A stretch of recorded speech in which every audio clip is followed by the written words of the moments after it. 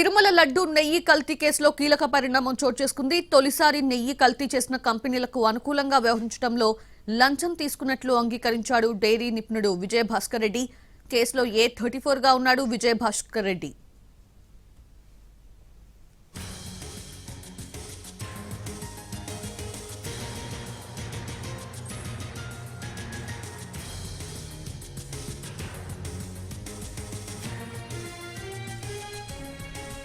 తిరుమల లడ్డు నెయ్యి కల్తీ కేసులో కీలక పరిణామం చోటు చేసుకుంది. తొలిసారి నెయ్యి కల్తీ చేసిన కంపెనీలకు అనుకూలంగా వ్యవహరించడంలో లంచం తీసుకున్నట్లు అంగీకరించాడు డైరీ నిపుణుడు విజయభాస్కర్ రెడ్డి.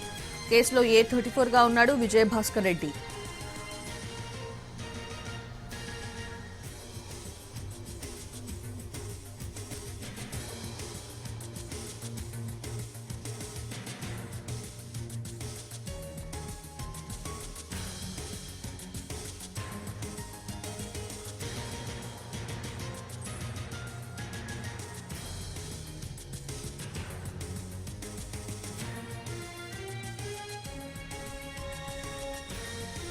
తిరుమల లడ్డు నెయ్యి కల్తీ కేసులో కీలక పరిణామం చోటు చేసుకుంది. తొలిసారి నెయ్యి కల్తీ చేసిన కంపెనీలకి అనుకూలంగా వ్యవహరించడంలో లంచం తీసుకున్నట్లు అంగీకరించాడు డైరీ నిపుణుడు విజయభాస్కర్ రెడ్డి. పూర్తి అప్డేట్స్ తెలుసుకుందాం. మా ప్రతినిధి కార్తీక్ సిద్ధంగా ఉన్నారు. కార్తీక్, అసలు ఎటువంటి వాదనలు జరిగాయి?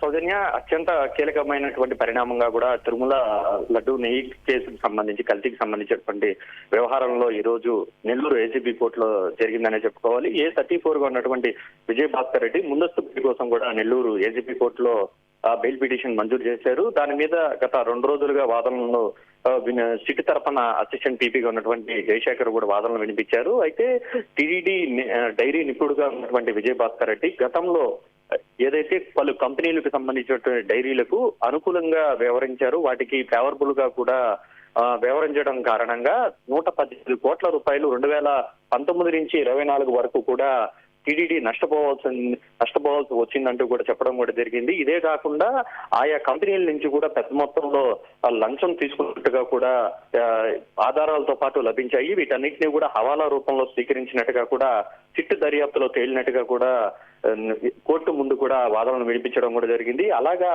ఏదైతే 2023లో బోలేబాబా కంపెనీ నుంచి 75 లక్షల రూపాయలను, ప్రీమియర్ అనే కంపెనీ నుంచి 8 లక్షల రూపాయలను, ఆల్ఫా డైరీ కంపెనీ నుంచి కొంత బంగారాన్ని కూడా వీటన్నిటినీ కూడా రైట్.